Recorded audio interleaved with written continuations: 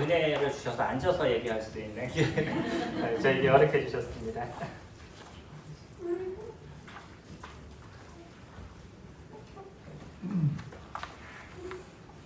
HDMI 손이 조금 짧아서 제가 화면이 제가 보고 있는 컴퓨터하고 좀 다르게 나올 수 있어서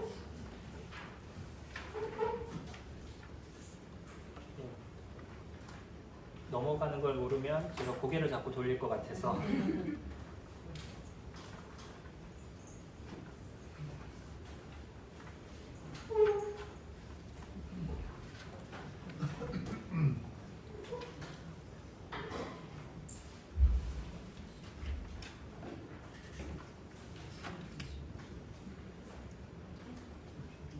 이렇게 손님들 뵐 수 있어서 감사한 마음이 있습니다.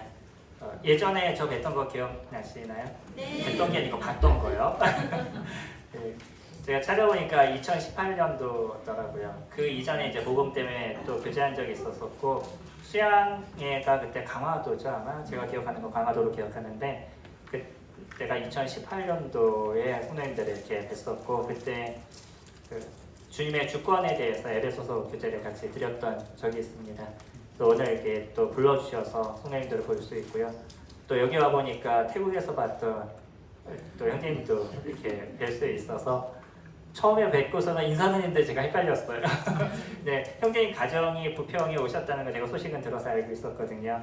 그래서 오늘 또 얼굴 이렇게 뵐 수 있어서 너무나 즐거운 또 하루의 시간이 되고 있습니다. 저희가 다다음 주에 저희 교회 캠프예요.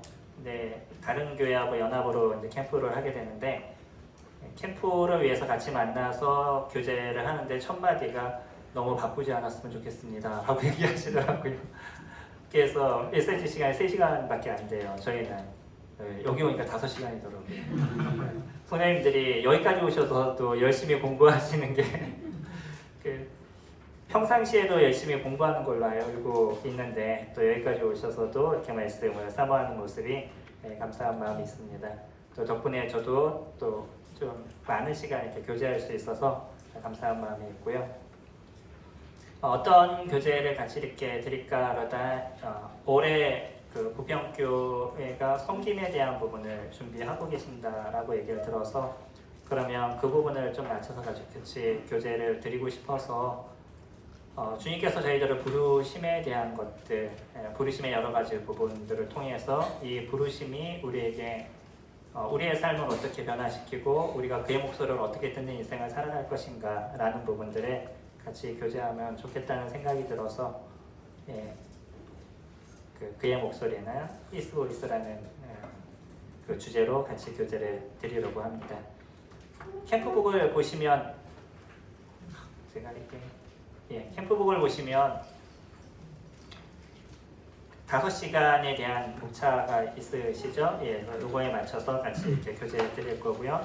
오늘은 첫날 오시는데도 힘드셨기 때문에 좀 편하게 저희 구원을 위한 그의 목소리라고 주님께서 저희들을 부르심에 대한 거 주님께서 저희들을 부르셨잖아요.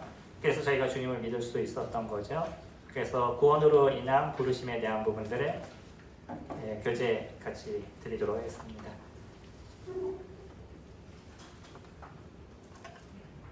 두 개를 넘기니까 제가 막 헷갈리네요. 우리의 구원은요 하나님의 부르심을 통해서 이루어졌죠. 저희가 주님을 믿기도 한 거죠. 이 두 가지는 신앙적인 싸움에서 끊임없이 이루어지고 있는 일들입니다. 여전히 싸우고 있는 일이고요. 그러나 하나님의 그 입장과 우리의 어떤 모습들 이런 거에 따라서 조금 다르게 보는 부분들이 있어서 개혁주의에서 얘기하고 있는 소위 얘기하고 있는 구원의 서정이라고 얘기하는데 이 구원의 서정에 대한 부분들이 조금 다르게 분별들을 하고 있습니다. 저희들은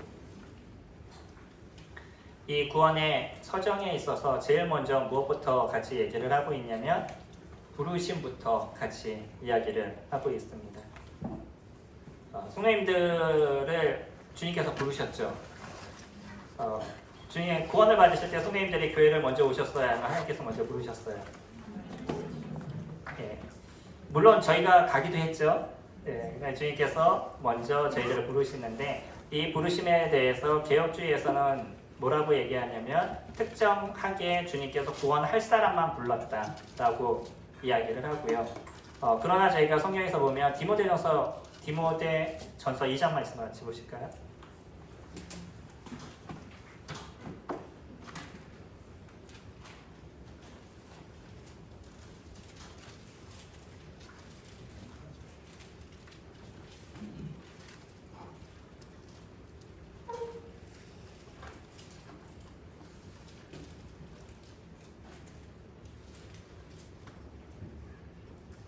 이 장 4절에 하나님은 모든 사람이 구원을 받으며 진리를 아는 데에 이르기를 원하신다라고 얘기하죠. 하나님께서는 모든 사람들이 뭐라고요? 예, 구원을 받으며 이게 하나님의 뜻입니다. 그래서 하나님께서는요 사실 모든 사람들을 부르시는 마음이 있으신 거죠. 거기에서 우리가 반응을 하느냐 반응을 하지 않느냐에 대한 부분들이 있을 겁니다. 이 부분에 대한 거는요 저희 쭉 보여드릴 건데 이 부분은 개혁주의에서는 어떻게 얘기를 하고 있냐면 먼저 중생을 얘기하고요. 그 다음에 회심을 얘기하고 칭의, 그 다음에 성화, 보전, 영화라고 얘기를 합니다. 근데 저희들은 보통 이렇게 분별을 하고 있어요. 물론 이것이 우리에게 있어서 그렇게 중요하냐? 그렇게 중요한 부분들은 아닐 거고요. 하지만 그냥 우리가 성경적으로 보았을 때 어떻게 주님께서 우리를 구원시키셨는지 그 구원의 일들이 어떻게 이루어지는 부분들인지에 대해서는 조금 생각해 보실 수 있으면 좋을 것 같습니다. 그러면서 성령님들 한번 생각해 보셔요. 하나님께서 나를 부르실 때 어떠한 상황이었는지. 저희 어머님은 상당히 강하신 분이십니다. 그래서 저희 어머님은요, 제가 초등학교가 아니네요. 제가 7살 때 1시간 거리의 차를 혼자 태워서 보내신 분이에요. 이해하셔요? 그때 당시에 우리 집에 전화가 없었어요. 만약에 한정거 전에 내렸다 어떤 문제가 생기셨어요? 예, 제가 지금 성도님들을 뵐 수가 없습니다. 그때 일에 대해서 제가 크고 나서 물어봤어요. 어머님 어떤 마음으로 보내셨어요? 네가 간다 그랬잖아 그러시더라고요. 너 갈 수 있어? 그랬더니 제가 간다 그랬대요. 그랬더니 보내신 거예요. 그건 또 어떻게 보내신 거냐면 저희 이모님한테 갯돈을 보내드려야 돼서 그거를 신문지에다 돌돌 싸가지고 옆에 이렇게 들고 그렇게 보냈어요. 7살 아이가 그거 들고요. 제가 정확하게 기억은 안 나는데 아마 노량진에서부터 화곡동까지인가 그 버스를 타고 갔습니다. 그리고서는 이모 댁에 가서 이모한테 딱 전달해 드렸더니 막 우시더라고요. 그래서 왜 우실까? 그때 몰랐어요. 지금 생각하니까 울만하더라고요. 네. 제가 그때를 기억하면 그런 생각이 듭니다. 저희 어머님도 그만한 사정이 있었으니까 그렇게 하셨겠죠. 근데 그때 만약에 제가 실수를 했다면, 만약에 잠을 잤다면, 아니면 조금 일찍 내렸다면, 그랬다면 아마 다시는 엄마를 볼 수 없는 그런 상황이 됐었을 겁니다. 왜냐하면 그 곳에 내려서 저희 집을 설명할 수가 없어요. 그 나이에. 집에 전화도 할 수 없어요. 전화가 없었으니까. 그런 상황 속에서 주님께서 저를 제대로 가게 하시고 그리고 집으로 또 혼자 돌아오게 하시고 그래서 지금 성령들을 뵐 수 있습니다. 그 이전에 또 어떤 문제가 하나 있었냐면 제가 4살 때요. 4살 때 저희 앞에 홍수가 나가지고서는 제가 집을 잊어버렸어요. 그리고 나서 일주일 만에 찾았습니다. 근데 그때 당시 일주일은 지금하고 좀 달라요. 그때 일주일이 어느 때였냐면 이제 마지막으로 고아원으로 넘어가는 때예요. 대기하고 있는 거죠. 일주일 동안 대기하고 있는데 그 대기하는 동안에 찾지 않으면 그러면 고아원으로 넘어가는데 그때는 넘어가면 행정적으로 이거는 찾을 수가 없어요. 지금 전산으로 찾을 수 있잖아요. 지금 그럴 수 있는 상황 그때는 아니었습니다. 근데 그 마지막 날에 저희 이모부가 오신 게 아직도 기억이 나요. 근데 4살 때였는데 그때 당시 또 한 가지 기억나는 거 뭐냐면 집이 2층으로 이렇게 올라가는 집이었는데 그 계단 붙잡고 혼자 울고 있었던 거. 그랬더니 뒤에서 어떤 분이 저 녀석은 울기만 한다고. 근데 그 소리가 아직도 기억이 나요. 그런 제 삶에도 그런 여정이 있었습니다. 근데 이런 여정에서 하나님께서 붙잡아 주셨기 때문에 제가 그 지금 주님 안에 거할 수 있는 거죠. 아마 저의 성향으로 봐서는 고아원으로 넘어갔으면 괴팍하게 인생을 살았을 것 같은. 저희 아들도 그런 얘기예요. 아빠, 제가요 기독교가 가정에서 태어나지 않았으면 어떻게 됐을지 몰라요. 저희 아들도 그런 얘기 하더라고요. 은혜인 거더라고요. 제가 믿음의 가정 안에서 자라고, 그리고 그 중간중간 있을 수 있는 많은 어려움의 문제를 하나님께서 보호하시고, 그래서 복음을 듣게 하시고 주님 안에 거할 수 있도록 도우신 것. 성도님들 주식하시나요? 하셔도 안 하신다고 그러시겠죠? 네, 지금은 하면 이제 주식이 보편화되어 있는 시점이었죠. 근데 제가 태어나기 이전에 저희 아버지가 주식을 하셨어요. 그때 당시에 동대문에서 메리아스 가게를 하셨는데 돈이 엄청 많으셨대요. 저 한 번도 본 적이 없습니다. 그 캐비넷을 딱 열면 그때 당시 500원짜리가 가득 찼대요. 돈이 많으시니까 그 다음에 또 무슨 생각이 드냐면 옆에 있는 이제 분들이 뭐 주식이 이런 얘기를 하셨나 봐요. 그래서 그때 당시 주식을 하셔서 폭삭 망했어요. 그리고 또 저희 아버님이 나머지 돈은 또 가서 동양화 뭐 이런 걸 통해서 다 없애셨어요. 그런 바람에 제가 그 생각나는 첫 번째 문제는 완전히 그 바닥인 그런 가정. 요만한 공간에서 6명, 저희가 딸아들이거든요. 부모님까지 하면 6명이죠. 요 조그만 방에서 6명이서 한꺼번에 눕지 못해서 이렇게 위아래로 이렇게 누워서 잤던 그런 기억이 저의 기억입니다.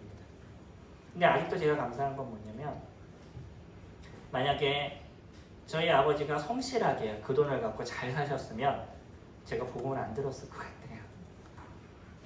그러니까 주님의 부르심에 대한 부분들이 꼭 좋은 환경을 통해서 저희들을 부르시지 않으시더라고요.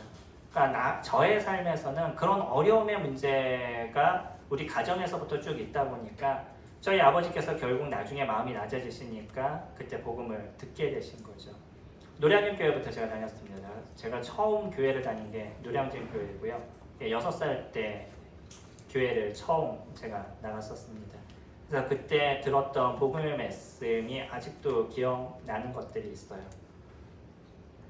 누군가 이제 저에게 그럼 언제 당신은 주님을 믿었습니까? 라고 얘기하면 제가 공식적으로 얘기하는 건 초등학교 4학년이라고 얘기하는데, 지금 생각해보면 제가 6살 때 생각했던 주님과 초등학교 4학년 때 생각했던 주님, 지금 생각하는 주님이 별 차이가 없습니다.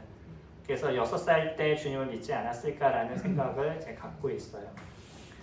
그때는 그런 생각을 안 했었는데 도니코스 할아버지라고 돌아가신 형제님이 계십니다.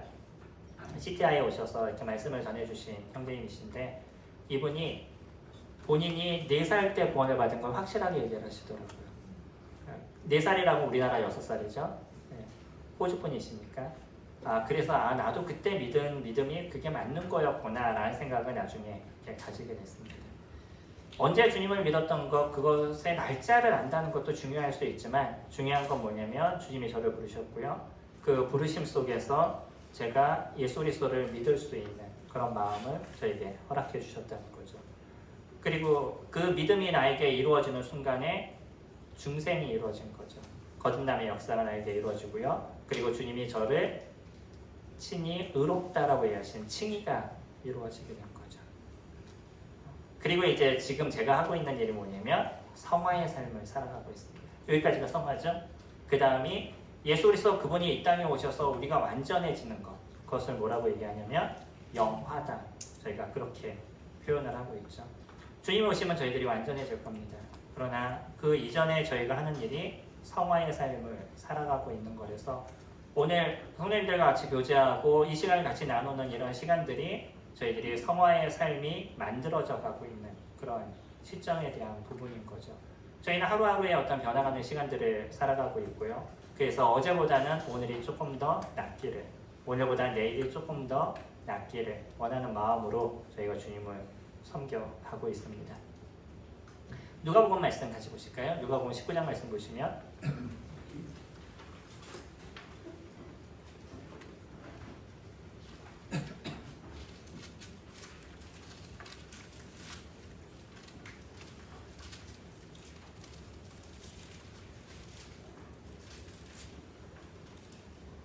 저희들이 잘 알고 있는 사케오에 대한 얘기죠.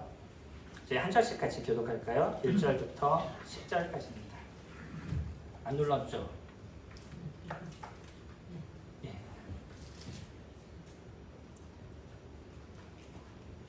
예. 1절부터 같이 제가 먼저 읽겠습니다.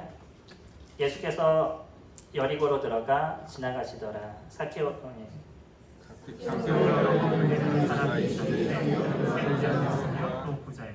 그가 예수께서 어떠한 사람인가 하여 보고자 하되 키가 작고 사람이 많아 할 수 없어. 앞으로 나가서 위하여 놀라운 바람을 불러가니 이는 예수께서 그리로 지나가시게 되니라.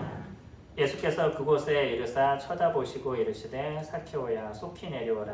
내가 오늘 내 집에 유하여라 하겠다 하시니 급히 내려와 즐거워하며 영접하거늘 붓사람이 보고 수군거려 이르되 저가 죄인의 집에 유하러 들어갔도다 하더라. 사편으로 가서 뛰어들어되 주여 보시옵소서 내 소유의 절반을 하나님 자들에게 주셨사오며 만일 그의 것을 소경케 하는 일이 있으면 내 감사를 하겠나이다. 예수께서 이르시되 오늘 구원이 이 집에 이르렀으니 이 사람도 아브라함의 자손이로다. 인자가 가운데서 잃어버린 자를 찾아 구원하려 함이니라. 예, 저희들이 잘 알고 있는 사케오에 대한 이야기입니다. 사케오가 예수 그리스도께서 사케오를 부르셨을 때 어떤 문제고 그가 어떻게 주님을 믿게 됐는지를 조금 저희가 아까 보았던 구원의 서정을 통해서 잠깐 이렇게 나눠봤습니다. 사케오라는 인물은 많은 돈을 갖고 있었던 인물로 알려져 있어요. 이지영 씨라고 아시나요? 일타 강사라고 요즘 얘기가 많은 1년 연봉이 100억입니다. 제일 많이 벌었을 때가 310몇 억을 벌었다고 그러더라고요. 근데 310몇 억을 벌 때 이렇게 연봉이 얼마 뭐 해가지고 뭐 방송에서 뭐 해서 뭐 교재 뭐 하고 뭐 이래가지고 돈을 벌었는데 이 사람이 지금도 하루에 3시간을 잔답니다. 돈이 이렇게 많은데도 여전히 자기 루틴을 지키고 있어요. 네, 나중에 300억에 대한 얘기를 쭉 이렇게 보여주면서 이 정도면 내 몸을 갈아서 해도 괜찮겠죠? 라고 얘기하니까 모든 사람이 그 정도면 괜찮겠죠? 라고 얘기했었어요. 근데 이분이 그거를 벌 때의 모습이 어땠었냐면 교환을 적어야 되는데 교환을 탈고를 끝내기 위해서 배가 너무나 아픈데 그 아픈 걸 참으면서 탈고를 끝냈어요. 근데 나중에 너무 힘들어가지고 결국 병원에 이렇게 실려갔는데 보니까 맹장이 터져서 온몸에 이렇게 퍼지는 고생을 많이 하고 거의 죽다 살았다라고 얘기하더라고요. 그러면서 내 몸을 다 갈아넣는 게 전부는 아니구나 라는 생각을 가졌대요. 제가 이분의 얘기를 요즘 조금 듣고 있습니다. 이분이 그 윤리에 대한 부분 또 철학 이런 부분들을 강의를 하고 있는데 나름대로 이분이 갖고 있는 좋은 부분들을 좀 이렇게 얻고 있어요. 이렇게 돈이 많으면 사람들은요 그 다음에 무엇을 할 것인가에 대한 고민들을 하기 시작하죠. 우리나라 사람들 대부분 돈이 많으면 그 다음엔 쾌락으로 넘어갑니다. 그래서 자기 인생이 나중에 망하게 되는 경우들이 적지 않게 있는데 이재용 씨는 나름대로 자기의 삶을 잘 만들어가고 있더라고요. 사케오는 어땠을까요? 사케오 마음에 이제 벌만큼 돈도 벌었어요. 그리고 났더니 그 인생에 대한 어떤 고민과 회한에 대한 부분들이 몰려오기 시작하죠. 처음에는 내 동족을 팔아서라도 내가 돈을 벌 수 있다 그러면 충분히 그렇게 하는 것이 옳다라고 생각하고 인생을 살아왔던 거죠. 유대인들 중에는 두 부류는 절대 구원을 받지 못한다고 믿는 부류가 있다라고 얘기합니다. 혹시 아시나요? 세리와 창기. 예, 두 부류는 절대 구원을 받을 수 없다라고 믿는다라고 얘기해요. 근데 그런 사람에게 예수님이 다가가서 얘기하니까 유대인들이 얼마나 이상하게 봤겠어요. 사케오가 그런 사람입니다. 동족을 판 사람인 거죠. 동족에게 세금을 더 많이 걷어서 자기도 착복을 하고 로마의 것을 주고 이런 역할을 했던 게 사케오고요. 그리고 사케오는 이런 돈을 받는 세리들 중에서도 세리장의 모습을 갖고 있었어요. 그래서 세리장이 그 밑에 있는 세리들을 시켜서 일을 또 하게 하는 거죠. 그만큼 많은 돈을 벌었던 사람입니다. 근데 그의 인생에 이제 고민이 되기 시작했던 거죠. 내가 인생을 이렇게 사는 것이 옳은가? 이렇게 많은 돈을 갖고 있는데 이것이 그 다음에 인생에 대한 삶은 무엇인가 아마 많은 고민들이 있었던 것 같습니다. 그러다가 누구 얘기를 듣게 되냐면 예수란 분의 이야기를 듣게 됐었어요. 그가 메시아라고 얘기하고요. 그가 이 땅에 온 하나님이라는 얘기가 많은 사람들의 입을 통해서 계속적으로 이야기가 나오기 시작했던 거죠. 그러면서 궁금증이 생겼습니다. 그래서 사케오가 했던 일이 뭐였냐면 그래 나도 가서 한번 그분의 얼굴을 봐야 되겠다라는 생각을 갖고 그리고 그분을 만나러 갔는데 뭐가 문제예요? 키가 작았대요. 키가 작으니까 뒤에서 아무리 보려고 해도 볼 수가 없으니까 선택했던 게 뭐냐면 나무 위에 올라가는 거였었어요. 어릴 때 이런 얘기를 들으면 그래 뭐 그럴 수도 있겠지라는 생각을 가졌습니다. 키가 작으면 올라가서 볼 수도 있겠지. 이게 어린아이의 생각이잖아요. 근데 이 사람이 세리장이에요. 그만큼의 지위가 있었고 명예가 있었던 사람이잖아요. 나름대로 유대인들은 싫어했다 할지라도 이런 사람이 나무 위로 올라간다는 자체가 어떤 모습이겠어요. 자기 것을 포기하지 않으면 일어날 수 없는 부분이었던 거죠. 사케오는요 나름대로 자기의 그 명예나 아니면 남들이 나에게 뭐라 그럴 거 이것은 좀 내려놓고요. 그래도 더 중요한 게 뭐였냐면 그분의 얼굴을 한번 보고 싶은 것 그런 마음이었습니다. 그리고 나서 그 위로 올라갔었어요. 그랬었을 때 그 모습을 보고 주님이 하신 게 뭐냐면 오전에 얘기하시죠. 예수께서 그곳에 이르사 쳐다보시고 이르시되 사케오야 속히 내려오라 내가 오늘 내 집에 유하여 하겠다 하시니라. 이게 이제 부르심이죠. 사케오 주님이 우리를 부르실 때 우리의 마음을 보고 부르시냐 우리가 그런 하나님의 마음의 모습까지 정확하게 얘기할 수 있는 것은 아닙니다. 그럼에도 정확한 건 뭐냐면 우리가 갖고 있는 모습을 주님은 그분 안에서 그것을 보시고 저희들을 부르신다는 거예요. 누군가 얘기하는 것처럼 하나님이 그냥 그 불의한 사람이 돼서 내가 원하는 사람들을 끄집어내고 내가 싫어하는 사람은 뭐 지옥에 보내고 이런 분이 아니시잖아요.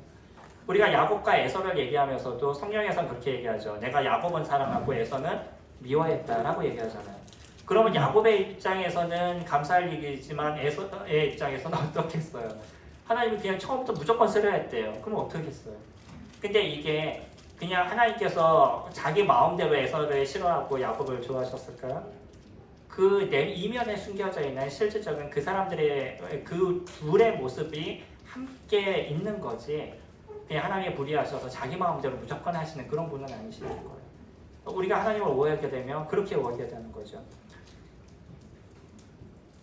예수님께서 특히 이 사케오가 갖고 있는 그 마음을 보셨어요. 그리고 그 사케오에게 내려오라고 얘기를 하시죠.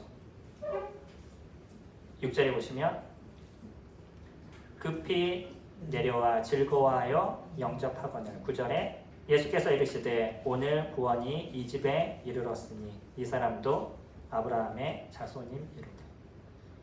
그 사케오를 갖고요 구원이 이루어졌다라고 얘기하셔요. 주님께서 나 부르시니까 그대로 내려와서 그 예수 그리스도 그분을 그대로 영접했습니다. 그가 갖고 있었던 모든 것을 한순간에 다 내려놔 버렸어요. 누구만이 전부임을 그가 고백을 하냐면 예수 그리스도 그분만이 그에게 있어서 전부임을 그가 고백을 하죠. 지금 살아가는 사람에게서 형님들 아까 얘기했던 이지영 씨 100억 1년에 100억이래요. 1년에 그러니까 100억 정도면 세상으로 가시겠어요? 처음부터 할까요? 1억 정도면 가시겠어요? 10억, 예, 100억, 1000억, 1000억 정도 되면 고민되지 않으셔요? 순간적으로 저희들의 생각 속에서 1000억은 한 번 정도 고민하게 되잖아요.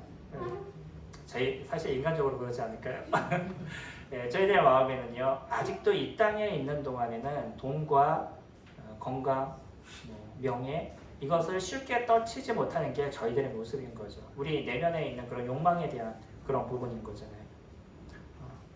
사케오는 그 돈을 벌어갔었어요. 그리고 그 돈의 소중함도 알고 있는 사람이에요. 근데 이제는요 이 돈보다 무엇이 더 소중해졌냐면 예수 그리스도 그분이 더 소중한 분이라는 것을 그가 확신을 가졌던 거죠. 그러니까 자기의 것을 포기한다 그래도 누구를 영접할 마음을 그가 갖고 있었냐면 예수 그리스도를 영접할 수 있는 것. 그러니까 믿음이라는 거는 그냥 지옥에 가지 않아서 우리가 천국에 가는 이런 단순한 부분들이 아닌 거잖아요. 내가 그냥 예수님 믿고 천국 가요 이렇게 얘기하는 그런 단순한 부분이 아니라 그 구원이라는 것은 예수 그리스도 그분을 내가 인정했고 예수 그리스도 그분이 누구신지를 내가 알고 그 예수 그리스도와 함께 살아가는 삶을 살아가는 것이 구원인 거죠. 이 놀라움을 우리가 알기 때문에 여전히 우리는 예수 그리스도 앞에 나와 있고 오늘도 다른 데 가서 노셔도 되는데 이곳에 오셔서 말씀을 들으시고 교회는요 휴가라고 갔는데 수련회에 가서 또 계속 말씀을 듣잖아요. 힘드시죠? 그럼에도 불구하고 그것을 선택하시는 거잖아요. 이게 우리가 갖고 있는 믿음에 대한 부분인 거죠. 만약에 이게 허상이고 그렇다면 우리가 이와 같은 삶을 살아가겠냐는 거죠. 그리스도 그분을 내가 알지 못한다면 그냥 이런 삶을 내가 살아가겠냐는 거예요. 우리들 안에 참된 믿음이 있고요. 그 믿음이 그냥 단순하게 내가 믿습니다라는 게 아니라 이 믿음을 통해서 우리에게 주님께서 의로움을 주시는데 그 의로움 속에는 무엇이 같이 포함되어 있냐면 성령께서 우리 안에 함께 하시는 이 놀라움이 저희들에게 있는 거잖아요. 저희 에베소서 말씀 예전에 봤던 거 다시 한번 볼까요? 에베소서 1장 13절.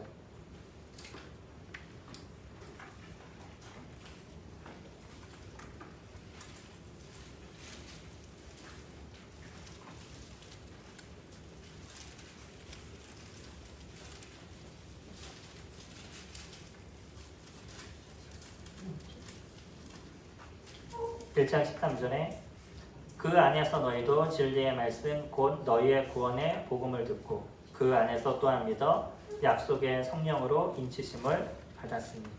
그 안에서 위에서부터 쭉 읽어보면 그 안에서라는 게 예수 그리스도 안에시죠. 예수 그리스도 안에서 저희가 진리의 말씀을 들었어요. 그리고 그것을 믿었어요. 그리고 나서는 약속의 성령으로 인치심을 받은 거죠. 저희들이 주님을 믿을 때 그런 거였잖아요. 복음의 말씀을 듣고 그리고 그것을 우리의 믿음 가운데 이루어졌을 때 우리가 믿었을 때 무엇이 이루어지게 되냐면 성령께서 우리 안에 인치심이 이루어지는 이 놀라움의 역사가 저희들에게 이루어진 거죠. 그래서 구원은 우리의 영이 변한 것이고 우리가 하나님과 함께하는 은혜의 삶이 만들어져 간 거죠. 마태복음 1장 23절에서는 그의 이름을 임마누엘이라 하리니 이를 번역한즉 하나님이 우리와 함께 계시다라는 뜻이잖아요. 예수님이 이 땅에 오실 때 임마누엘이 이루어졌습니다. 이 땅에 사람들과 하나님이 함께하는 것이 이루어졌었어요. 근데 실질적인 임마누엘은 언제 이루어지냐면 우리가 예수 그리스도를 믿는 그 순간에 저희들에게 이루어지는 거죠. 그 하나님, 성령 하나님 그분이 우리와 함께하시는 그 역사가 저희들에게 이루어져서 저희가 지금도 하나님과 함께 살아가는 그 놀라움의 은혜의 삶을 만들어가고 있잖아요. 그러니까 교회를 다니는 것과 아니면 교회 공동체에 속하는 것 이런 거하고는 질적인 차이들을 저희들이 갖고 있어요. 이 성령 하나님이 저희들과 함께 하신다는 거. 이 놀라움의 은혜를 저희들이 알게 되면 그분에게서 저희가 벗어날 수 없는 삶이 되어져 버리게 되는 거죠. 그리고 나서요. 다시 우리 돌아가셔서 누가복음 보시면 8절에 사케오가 서서 주께 여짜오되 주여 보시옵소서 내 소유의 절반을 가난한 자에게 주겠사오며 만일 누구의 것을 속여 빼앗은 일이 있으면 내 각절이나 갚겠나이다. 절반을 띄워서 주겠대요. 그가 갖고 있는 재산이 얼마나 많은지 저희들이 알 수 없지만 엄청 많은 재산을 갖고 있었을 텐데 그거의 절반을 그냥 띄워서 주겠대요. 그리고 혹시라도 내가 누구 것을 토색한 거 있으면 4배나 갚겠다. 그의 믿음은요. 그 믿음의 실질적인 결과들이 드러나고 있는 거죠. 저희들의 믿음도 그러지 않나요? 저희가 예수 그리스도를 믿어서 그냥 이제 믿었으니까 그것으로 끝이야 라고 얘기하지 않잖아요. 예전에 누군가 그런 얘기했다고 그러더라고요. 누군가를 죽였나? 그래서 사형을 받아야 되는 상황이었대요.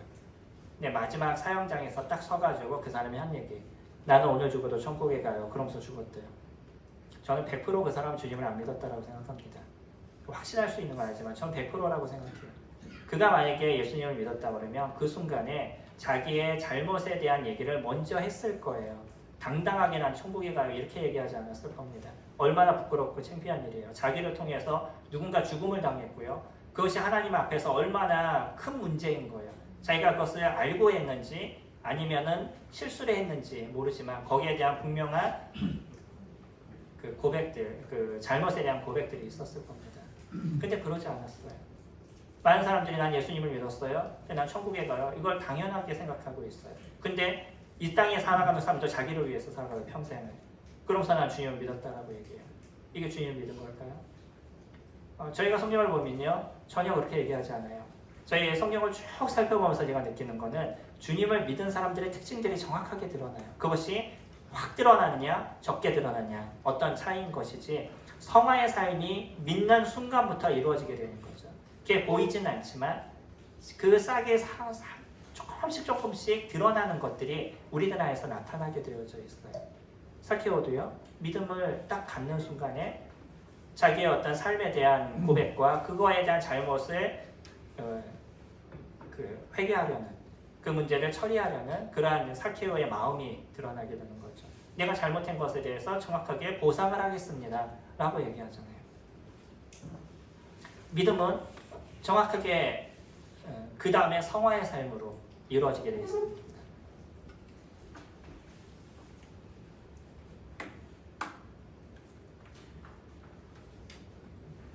저희들의 구원에 대한 부분은 자랑할 수 없다라고 얘기하죠. 우리가 그 다음에 주님을 섬기는 모습으로 나타나는 것은 내가 얻은 구원이 얼마나 놀랍고 큰 것을 저희들이 알기 때문인 거예요. 내가 어떤 수고와 노력을 통해서 이루어진 것이 아니라 하나님께서 저희들에게 주신 전적인 은혜라는 것을 저희가 알기 때문인 거죠. 에베소서에서는 창세전에 우리를 부르셨다. 그 8년 전에 에베소서 말씀드렸다 그랬잖아요. 기억 안 나실 거예요. 그렇죠? 기억나시면 천재시게요. 창세전에 우리를 부르셨다라고 이야기를 하십니다. 저희들이 알잖아요. 하나님께서 창세전부터 계획해 놓으셨어요. 우리의 머리로 그것을 100% 이해할 수는 없지만 하나님께서 창세전에 저희들을 부르시고 계획해 놓으셨습니다. 그리고 2장 8절에서는요. 그렇기 때문에 이것은 전적인 하나님의 은혜다라고 얘기를 해요. 너희가 그 은혜를 인하여 믿음으로 말미암아 구원을 얻었나니 이것이 너희에게서 난 것이 아니요 하나님의 선물이라. 행위에서 난 것이 아니니 이는 누구든지 자랑하지 못한다라고 얘기하죠. 하나님의 전적인 은혜입니다. 만약에 그분이 우리를 위해서 십자가에서 죽으시지 않으셨으면 내가 내 몸을 불사르게 무엇인가를 이뤄가고요. 내 몸을 다 찢기게 주님을 위해서 뭔가 한다 할지라도 아무 소용이 없다는 거예요. 그분의 십자가의 죽으심이 있을 때만이 아브라함, 구약에 있었던 아브라함부터 시작해서 그 이전에 있는 사람부터 시작해서 마지막 주님이 오실 그때까지의 모든 사람들이 구원의 역사가 일어나는 거지 예수 그리스도 그분이 죽으심이 있지 않고는 어떤 것도 만들어지지 않아요. 간혹 제가 주님을 기억하면 그런 생각이 들 때가 있어요. 내가 주님을 만나면 꼭 물어보고 싶은 거. 이거 많은 분들이 물어보고 싶어 하시죠. 주님은 왜 그러셨어요? 라는 거. 도대체 무슨 마음으로 그렇게 하셨어요? 라는 거죠. 제가 저희 집에 진짜 좋은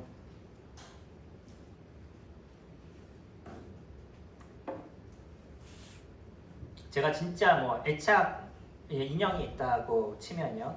그 애착 인형을 옛날 수제식 화장실에 빠뜨렸어요. 제가 닦아서 쓸까요? 버릴까요?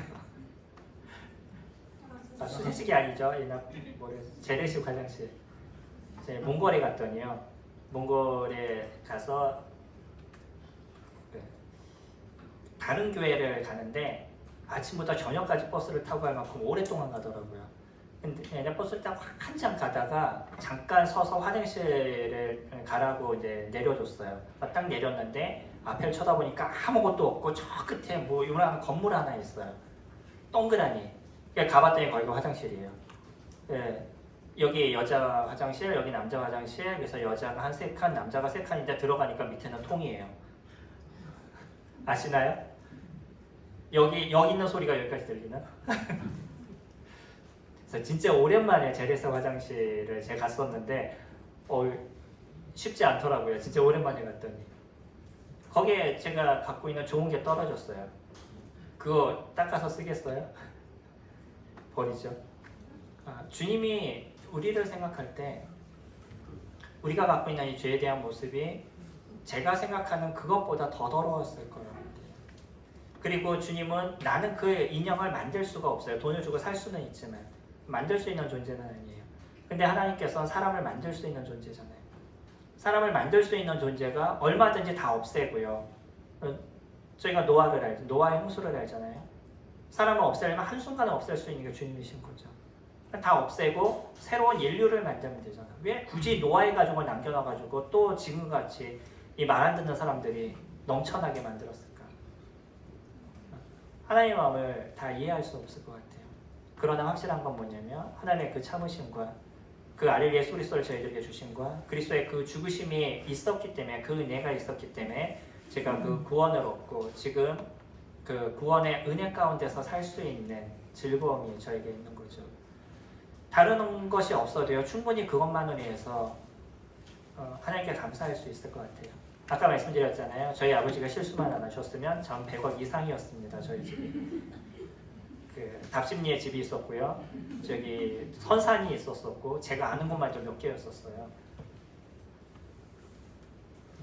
그래서 저희 아버지가 잘하시진 않았지만 감사한 부분들은 그랬기 때문에 주님을 믿을 수 있었다는 거. 그리고 지금도 그것이 감사가 돼요.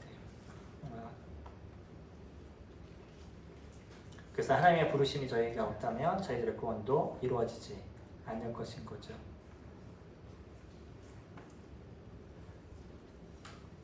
예수 그리스도께서 십자가에 죽으시는 그와 같은 일들을 이 구원의 길을 만드시지 않으셨다 그러면 저희들의 지금 수고와 노력도 아무런 의미가 없다는 것. 세 번째, 믿음은 예수 그리스도를 믿는 것이죠. 우리가 죄가 없어진 걸 믿는 건 아니잖아요. 예전에 저는 복음을 계속 그렇게 들었었어요. 너 죄가 있어 없어? 죄가 없다 그러면 그래 그럼 천국에 갈 수 있어 없어? 얘가 갈 수 있다 그러면 그걸 구원이라고 그렇게 복음을 들었던 적이 저에게 있었거든요. 끊임없이 이 죄가 있느냐 없느냐 그거에 대한 고민을 하고 있었던 적이 있었습니다.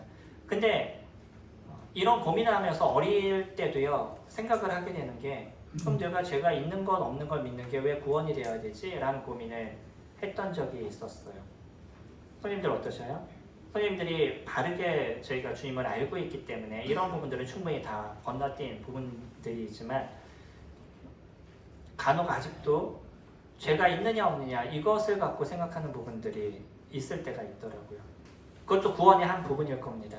중요한 부분일 수 있는데 왜냐하면 이 죄에 대한 문제를 예수 그리스도 그분께서 해결하지 않으셨다 그러면 저희들은 당연히 이 문제가 해결될 수 없기 때문에 예수 그리스도께서 그 문제를 해결하시느냐 안 하셨느냐 이건 중요한 부분인 거죠. 그러나 더 중요한 건 뭐냐면 복음이라는 이 자체가 예수 그리스도 그분을 믿는 거잖아요. 영접하는 자 곧 그 이름을 믿는 자들에게는 하나님의 자녀가 되는 권세를 주신다라고 저희들에게 얘기하고 계시죠. 저만 그런지 모르는데요. 전 예전에 이 말씀을 그렇게 좀 이해했었어요.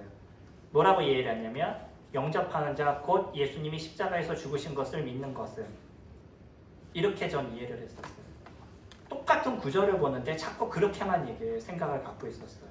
누군가 저에게 와가지고 형제 이걸 어떻게 봐? 그게 예수님이야 아니면 그 죄가 없어진 거야? 라고 물어보는데 제 머릿속에 계속 죄가 없어진 거 이것만 생각하고 있더라고요. 너무나 많은 오랫동안 이것이 박혀 있었어요. 그러면서 성경을 조금 더 고민하면서 다시 보기 시작했었습니다. 성경은요 예수님을 믿어라 그렇게 표현하고 있어요. 그러니까 그 예수님이라는 그 자체에 모든 것이 다 포함이 되어져 있는 거죠. 그분이 우리를 이 땅에 오신 분이라는 거, 성육신 하신 거. 성육신의 중요한 부분은 그분의 성육신이 이루어지지 않으면 우리를 위해서 죽으실 수가 없는 거잖아요. 예수님이 우리와 동등되기 위해서 이 땅에 오셨고요. 그리고 죽기 위해서 이 땅에 오신 거죠. 그래서 육신의 모양을 그분은 가지셔야 될 이유가 죽음을 당하셔야 했기 때문에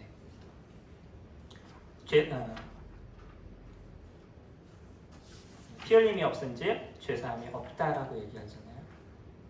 이 죄에 대한 해결은 피 흘림, 생명을 통해서만 해결할 수 있기 때문에 죄의 싹은 사망인 거죠. 그 죄에 대한 값을 지불하기 위해선 죽음이라는 것이 있어야 되기 때문에 예수 그리스도 그분, 하나님이신 그분이 영적인 존재가 육체를 가져야 할 필요가 있으셨고요. 그래서 이 땅에서 그 답답한 인간의 모습을 갖고 33년의 시간들을 이렇게 보내셨던 거죠. 그리고 나서 죽음을 저희를 위해서 죽어주심을 통해서 우리 죄에 대한 문제가 그 십자가에서 해결이 되고요. 거기서 끝난 것이 아니라 죽음 가운데 다시 부활하심으로 인해서 완전한 승리를 이루어 주신 거죠. 고린도전서 15장에서 얘기하는 건 부활에 대한 얘기를 하면서 만약에 너희가 예수 그리스도의 부활이 없었다 그러면 너희 죄가 여전히 너에게 있다라고 얘기하잖아요. 그러니까 우리의 죄사함은 예수 그리스도의 십자가에서 죽으심으로 끝나는 것이 아니라 그분의 부활하심으로 완성이 되었던 거죠. 그리고 나서 이제 우리에게 그 일을 이루신 예수 그리스도가 저희들의 주님이 되시고 저희들의 하나님이 되시는, 도마가 고백했던 것처럼 나의 주시오 나의 하나님이라고 그 고백을 하잖아요. 그 전까지 예수 그리스도와 그렇게 함께 다녔던 그 도마도, 예수님이 부활하실 거란 이야기를 들었던 그 도마도 예수님이 부활하셨다는 얘기를 들었었을 때 그게 이해가 되지 않았었어요. 그래서 모든 제자들이 다 있었을 때 예수님이 나타나셨죠. 거기엔 누가 없었냐면 도마가 없었었죠. 나중에 도마도 그 자리에 함께 오니까 제자들이 예수님이 부활하셨어, 예수님이 살아나셨어, 진짜로 살아나셨어, 그분이 얘기하신 것처럼. 그래서 그 얘기를 듣고 도마가 했던 얘기, 내가 그 손에 손가락을 넣어보고 그 옆구리에 손가락을 넣어봐야지만 난 믿을 수 있어 라고 얘기하잖아요. 근데 도마가 있는 그 자리에 예수님이 다시 나타나시니까 나타나셔서 한 얘기, 주님이 도마야 네 손 내서 여기 한번 넣어보고 네 손가락 넣어서 여기 한번 넣어봐. 그리고 보고 믿지 말고 보지 않고 믿는 믿음이 더 커라고 얘기하시죠. 그때 도마가 바로 한 얘기가 나의 주시오 나의 하나님이십니다 라고 고백하죠. 정확하게 그 예수 그리스도가 그에게 하나님이 되셨고요, 그의 주님이 되셨던 거죠. 그 예수 그리스도가 나의 주님이 되시는 것, 그분이 나의 하나님이 되시는 것, 내가 예수 그리스도 그분과 함께하는 삶을 살아가는 것, 이것을 우리가 믿음이다 라고 얘기하잖아요. 영생은 유일하신 참 하나님과 그가 보내신 자 예수 그리스도를 아는 것이다 라고 표현하죠. 여기서 아는 거라고 얘기하는 건 관계적인 아는 거죠. 그냥 머리로 아는 게 아니고 그 아는 게 우리가 이루어진 모습들이 우리가 주의 구원이다 라고 얘기하잖아요. 고린도후서 말씀 잠깐 볼까요? 고린도후서 4장입니다.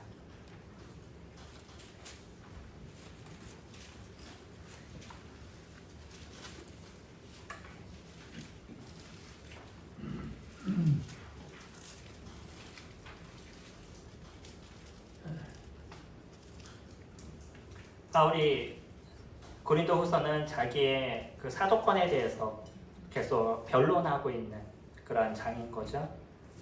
4장 5절에 우리는 우리를 전파하는 것이 아니라 오직 그리스도 예수의 주되신 것과 주 예수를 위하여 우리가 너희의 종된 것을 전파한다 라고 얘기하죠. 그분이 바울이 얘기했던 것, 내가 전하는 건 예수 그리스도 그분이 너희들의 주님이신 거야 라는 것을 전파했다 라고 얘기하죠. 그분이 우리에게 누구냐, 이것이 이루어진 게 우리가 믿음이다 라고 얘기하잖아요. 사케오는요 예수 그리스도 그분이 어떤 분인지를 이해하고 그분을 받아들였어요. 그리고 나서 그에게 있어서 진정한 구원의 역사가 이루어지게 된 거죠. 그런 믿음을 통해서 그에게 실질적인 믿음에 대한 그 삶들이 나타나게 됐었죠. 여기 4번에 보시면 믿음은 그분께 순종하는 거라고 얘기하죠.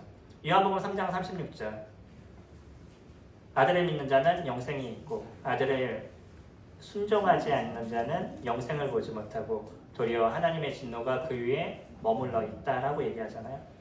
요한복음 1장 12절은 믿음과 영접을 동일하게 얘기해요. 영접하는 자 곧 그 이름을 믿는 것. 영접과 믿음을 똑같이 얘기한다 그러면 요한복음 3장 36절은 믿음과 순종을 같이 놓고 얘기해요. 물론 여기서 순종은 예수 그리스도 모든 말씀을 순종하느냐 그런 얘기보다는 여기서의 순종은 예수 그리스도를 받아들이는 순종을 얘기하고 있는 거죠. 그분을 받아들이는 순종이 우리에게 이루어지느냐, 이것을 구원이다라고 얘기하잖아요. 그러니까 믿음은 예수 그리스도 그분과 관련된 거예요. 그래서 예수 그리스도 그분이 어떤 분인지 내가 인지하고요, 나를 위해서 십자가에서 죽으신 하나님이신 그분이 얼만큼 나를 사랑하셨으면 그와 같은 일을 이루셨는지. 우리 어머니도 6살 때 나를 화곡동으로 그냥 보내는데 하나님은 나를 위해서 죽으시는 그와 같은 놀라움의 일을 이루셨다는 걸 제가 기억하게 될 때 부모님보다 더한 분이셨구나라는 걸 제가 인지하게 되는 거예요. 그러면서 누가 저에게 있어서 첫 번째 분이 되시냐면 예수 그리스도가 저의 삶의 첫 번째 분이 될 수밖에 없었던 거죠.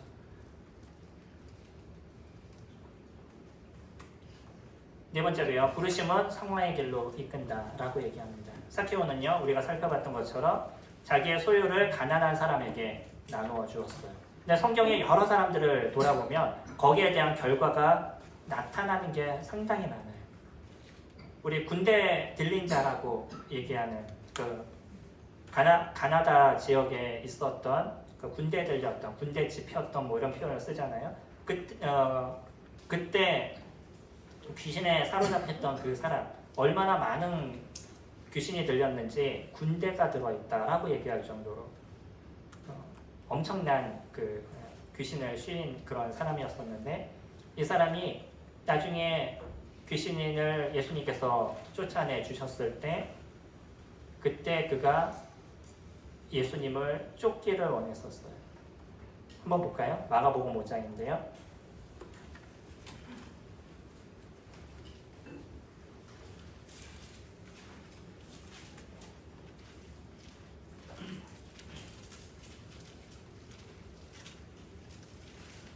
마가복음 5장 18절.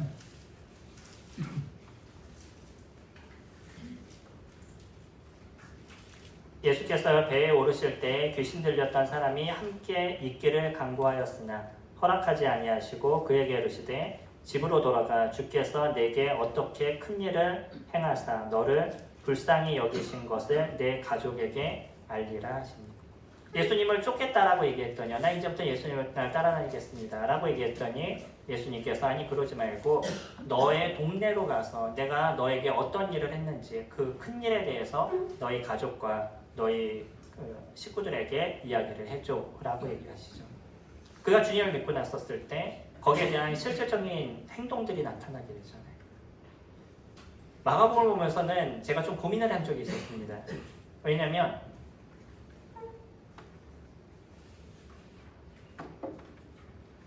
다른 데서는 예수님이 어떤 사람의 병을 고쳐주고 나서는 너에게 이런 일을 한 것에 대해서 누구한테도 말하지 마 라고 얘기하셔요. 그래서 아직 내 때가 되지 않았다 라고 얘기합니다.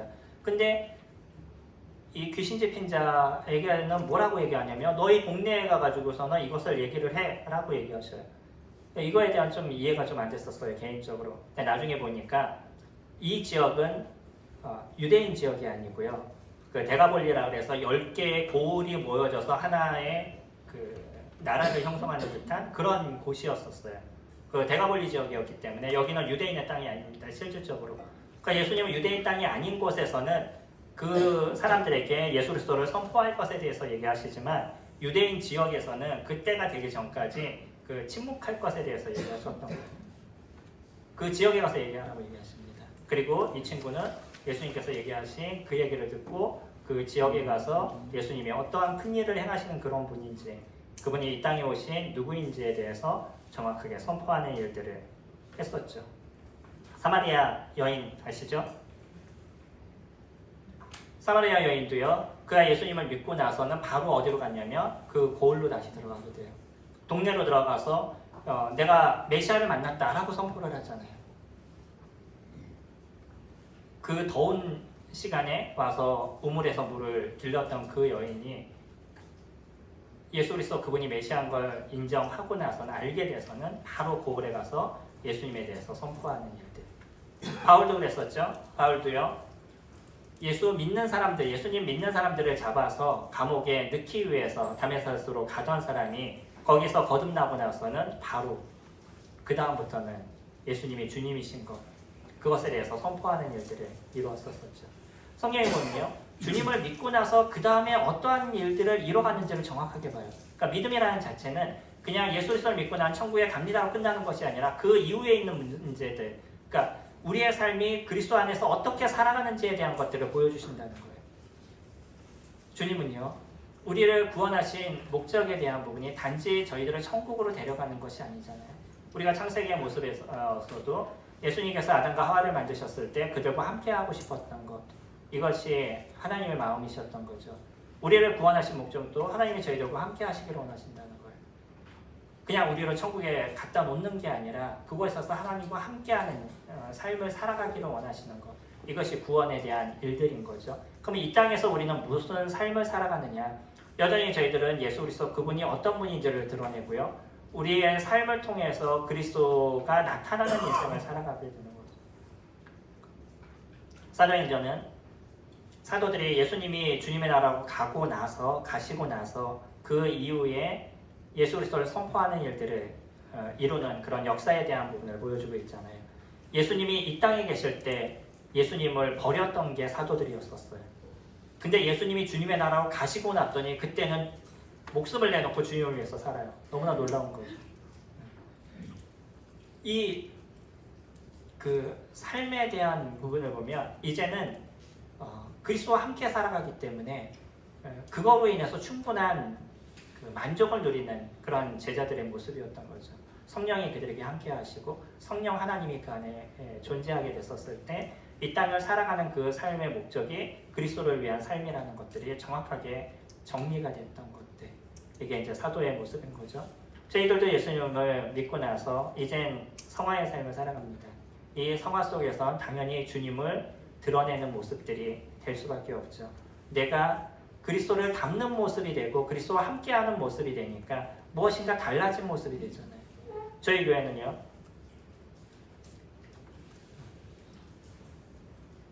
한 25년 정도 끝까지 아내를 핍박했던 그런 분이, 25년이 넘네요.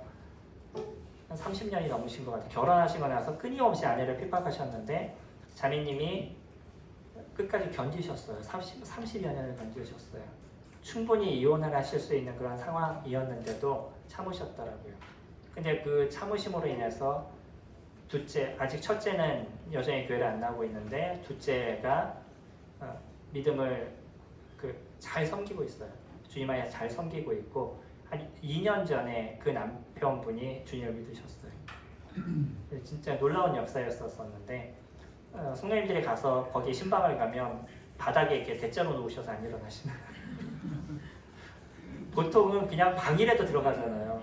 그러니까 싫으니까 가라 이런 거죠. 네, 그런 분이 거듭남의 역사가 이루어졌는데 지금 뭐라고 얘기하시냐면 너무 즐겁대, 너무 좋다고 그렇게 얘기하셔요. 그래서 그 만났던 친구들 얘기를 이렇게 요즘 자주 하시는데 그 친구들이 야 정신 차려라 이렇게 얘기하신대요.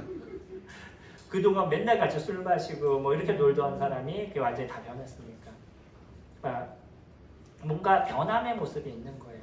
근데 본인이 생각할 때 예전하고 많이 안 변한 것 같은데 옆에서 보게 되면 잘못된 것들을 하나씩 해결하는 모습이 되어져 가니까 예수님을 믿으면 저렇게 변해가는 거구나 라는 것들을 주변 사람들이 알게 되는 거죠.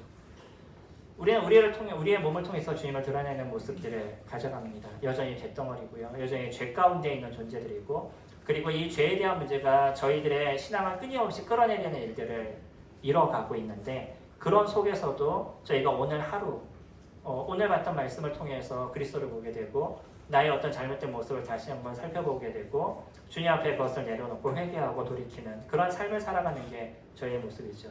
저희가 완전한 존재는 아니잖아요. 주님이 오시기 전까지 우리는 완전해지진 않을 겁니다. 그러나 그 완전함을 만들어가기 위해서 그 하루의 그 처절한 몸부림 그런 것들이 저희들에게 있죠. 그러면서 우리 주변에 있는 사람들을 유익하게 하고요. 저희 주변 사람들에게 도움을 주는 그런 삶을 저희가 살아가고 있죠. 마지막으로 저희 에베소서 2장 아까 보셨던 2장 말씀 잠깐 볼게요.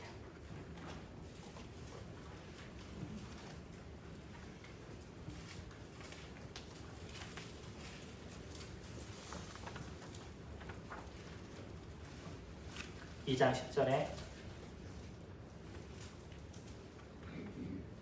우리는 그가 만드신 바라 그리스도 예수 안에서 선한 일을 위하여 지으심을 받은 자니 이 일은 하나님이 전에 예비하사 우리로 그 가운데서 행하게 하려 하십니다.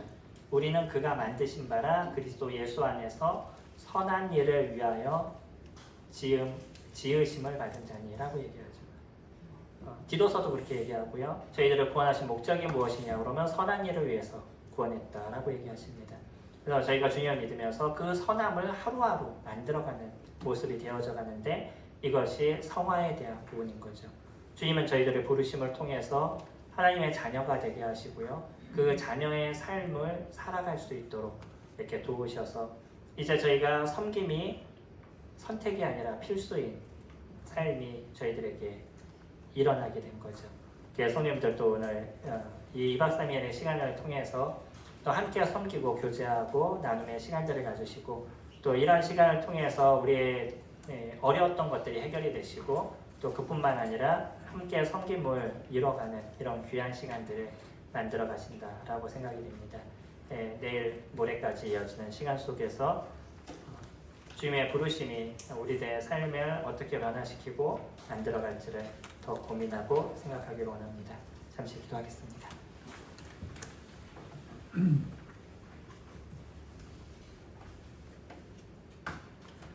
존귀하신 아버지 하나님 감사를 드립니다. 주인이 어떤 저희들을 부르시되 주님의 자녀가 되게 하는 이 놀라움의 은혜를 저희들에게 베풀어 주시고 그 은혜 가운데 살아갈 수 있도록 주님 도우심에 감사를 드립니다.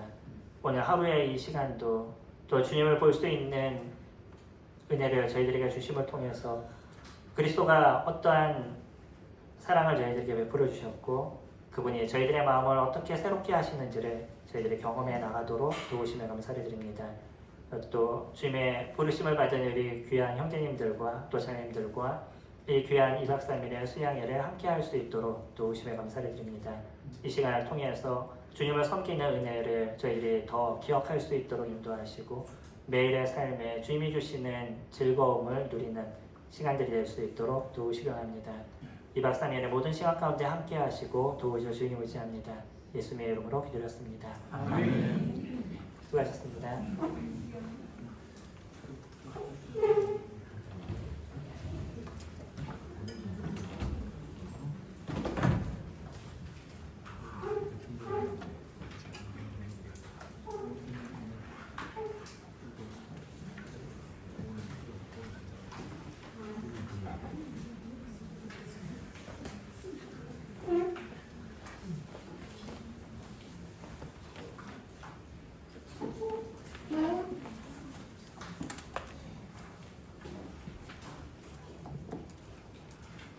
네, 말씀 감사합니다.